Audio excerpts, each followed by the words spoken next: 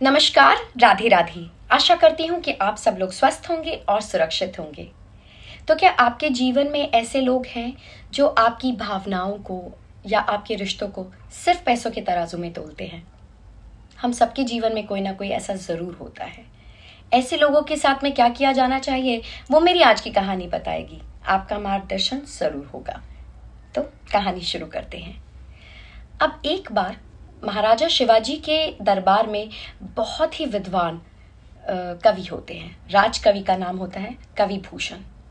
अब हुआ यूं कि पास के राज्य से एक राजा आते हैं दरबार में। अब कवि भूषण शिवाजी की प्रशंसा में बहुत सुंदर सुंदर कविताएं सुनाते हैं। अब ये सुनकर राजा बहुत भाव विभोर हो जाता है और कहता है कि क्यों नहीं आप मेरे लिए कोई काव्य ग्रंथ लिखें। अब कवि मुस्कुराते हैं और ये आग्रह स्वीकार करते हैं, क्योंकि वो महाराजा शिवाजी के मित्र हैं, दरबार में हैं और हमारे अतिथि हैं।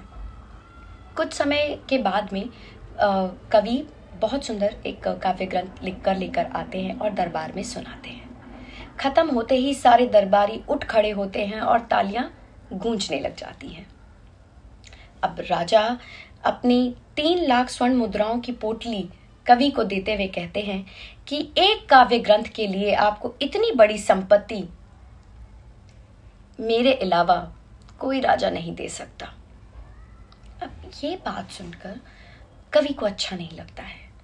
कवि सोचते हैं कि इस राजा में अपनी संपत्ति को लेकर बहुत अहंकार है।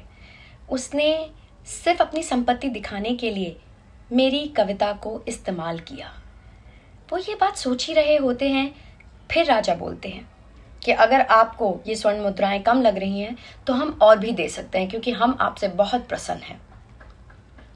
तो कवि मुस्कुराते हुए कहते हैं कि महाराज, ये स्वर्ण मुद्राएं मुझे नहीं चाहिए, और आपको इतनी बड़ी संपत्ति लौटाने वाला भी कवि इस पूरे देश में कहीं नहीं मिलेगा, खोजने से भी नहीं मिलेगा।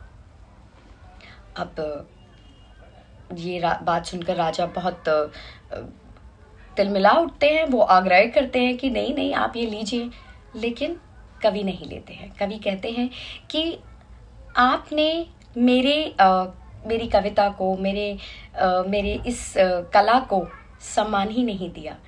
आपको अपने संपत्ति का इतना अहंकार था कि आप मुझे सम्मान देना ही भूल गए। कलाकार किसी संपत्ति का भूखा नहीं है, वो सिर्फ और सिर्फ अपनी कला से प्यार करता है। लेकिन आप ये बात नहीं समझ पाए और मुझे ये संपत्ति सिर्फ मिट्टी समान लग रही है।